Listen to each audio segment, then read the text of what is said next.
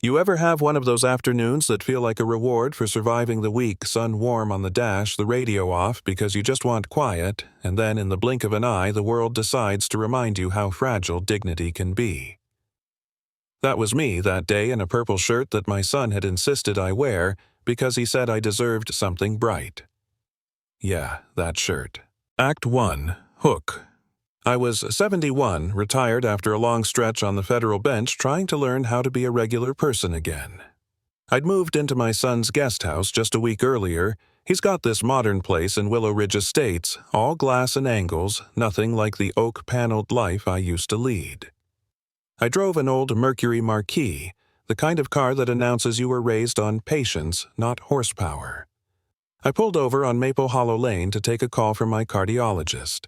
Good news, by the way, my heart was stubbornly doing fine. I smiled, breathed in the neighborhood's clipped hedges and expensive air, and then headlights slammed into my rearview mirror so hard my teeth felt it. A cruiser idled behind me, two close lights flashing for show, not for reason. A man in uniform stepped out like he owned the property, like the curb belonged to him. Officer Blake Turner. Badge 482. Big guy, tight in the wrong places, the kind of cop who thinks the siren comes with a crown. He walked up, knocked on my window like I was a teenager in a red Corvette, and the way he said, "You think that's your spot?" Man, you could hear the way he smelled contempt. That's when the afternoon stopped being mine. Act 2. The struggle and turning point. We had words, which is to say, I tried to speak like I always did. Measured calm, and he tried to speak like he always did, loud enough to make people afraid. "This is my spot," he barked, hands on his hips as if the curb was carved with his initials. I told him there was no sign, no hydrant, nothing illegal about where I pulled over. He called the facts technicalities and called me a liar. He accused me of not belonging here, which is a strange thing to say to a man who spent his life upholding belonging for others. Look, I know how these confrontations go. I'd spent my career reading men like him, little acts of theft dressed as law. A grudging performance of authority.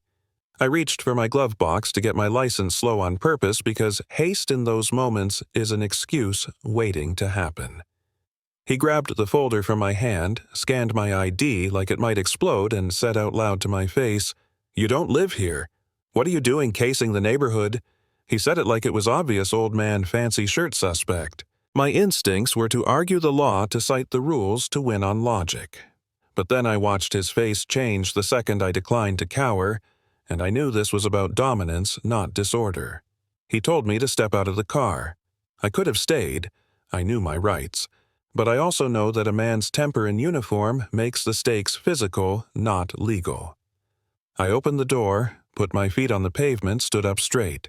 He grabbed my shirt hard, and before I could decide whether to dodge or explain, his fist moved like a hammer. Crack. My lip split open.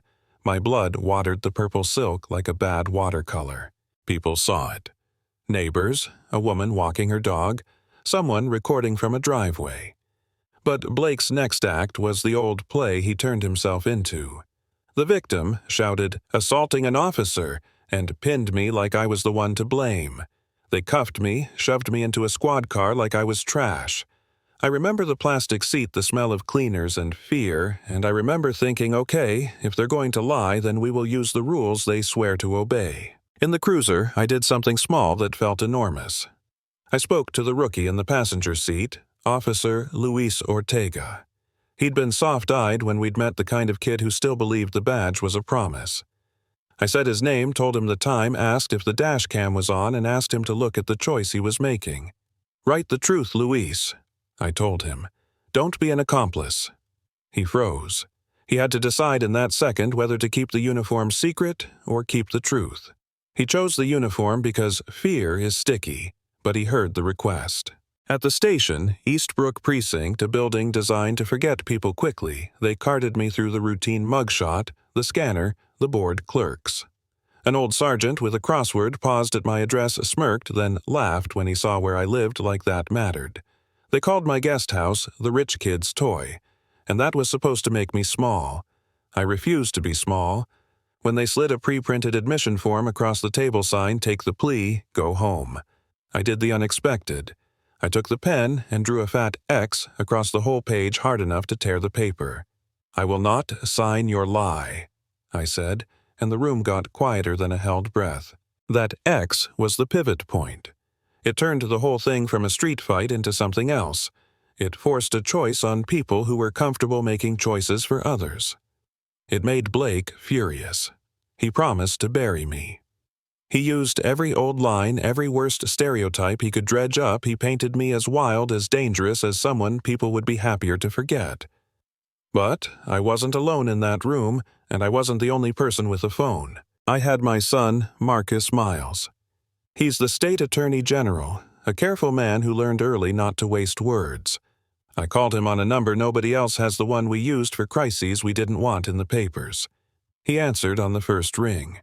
I told him where I was, what happened, and I gave him a shorthand, a case name we'd once argued as a thought experiment, a signal that this was not an accident. 2 sentences and his voice changed. He became all business and cold. "Don't sign anything, Dad. Say nothing. I'm coming." Act 3. The Comeback and Aftermath. Marcus didn't call the captain of the precinct, he called people who make precincts answer to the law. Within minutes, everything that Blake had counted on his reports, his videos, his little lies started to disappear from their screens and reappear in someone else's hands. The precinct's computers went dark. Then, the Attorney General's seal blinked on every monitor like a bright, unforgiving sun. A federal cyber team had the station in their sights, and they were not playing. Black SUVs rolled up men in plain but tactical gear moved with a discipline that made local cops look like they'd been playing at authority, and the precinct that had been a small kingdom suddenly felt like a crime scene. They had warrants, they had sealed orders, and they had enough moral clarity to treat the thing for what it was, a conspiracy to lie and hide brutality. Blake went from swagger to terror in a heartbeat. They cuffed him, no pinpointing, no mercy. Marcus walked through the lobby like a judge who had found the case he'd been waiting for. He looked at me in that little holding cell, and I could see both pride and anger in his face. We played the dash cam on a monitor in front of everybody. My words, calm. His voice escalating the punch, clear as a bell. You could hear a pin drop. The tape doesn't lie, and when the tape says what happened, the house of cards starts to fall. There were indictments. There was unspooling internal affairs, found a pattern in Blake's file. Old complaints that had been ignored, a culture that allowed arrogance to metastasize into cruelty. The rebuilding was ugly and slow. Heads rolled, officials resigned, a captain who'd looked the other way faced charges. Officer Ortega, the rookie, cooperated after that choice from the cruiser weighed on him like a stone. He took a deal, testified no praise will ever completely wash away the moment he decided wrong, but at least he tried to make it right. Marcus didn't do this for vengeance. He did it because if the law protects only the powerful, then it's worthless for everyone else. At sentencing, the courtroom was full. Blake looked smaller than his uniform. I spoke, and I didn't speak for myself. I spoke for the people whose names never make headlines, for the ones who take punches and collect apologies nobody can cash. I ask the judge for a sentence that says we mean business, that a badge does not make you a king. The judge did what the law sometimes does, heavy, final just. 3 months later, when my cheek finally stopped reminding me of that afternoon, I was back on my porch with a book and a scar that felt less like damage and more like a medal. People started calling that spot on Maple Hollow Miles Corner a little monument to dignity or a cautionary sign depending on who's reading it. The precinct has new leadership people who parade community meetings and make de-escalation something they train for, not a slogan. That's the part that matters. Systems change slowly and with friction, but they can change. This isn't a perfect ending. Nothing written by human hands ever is. There are still officers out there who confuse authority with power, still people who will look at a purple shirt and make a decision about worth. But there's also proof that one man's refusal to lie, one son's insistence on the law working the way it's supposed to, and one recording of a punch can ripple outward and force a reckoning. So here's what I want from you. What would you have done in that cruiser on that curb? Is 15 years too long? Or not long enough for a man who used his badge to hide a punch? Tell me about a time you saw someone dismissed because of how they looked, or a time you saw justice make a mess and a miracle at once. Drop your experience in the comments. Argue with me. Correct me, tell me where I got soft or where I got hard. If this story moved you, hit like, subscribe for more, and if you've ever been tempted to stay silent, promise me you'll think twice before you let someone else write the ending for someone's life.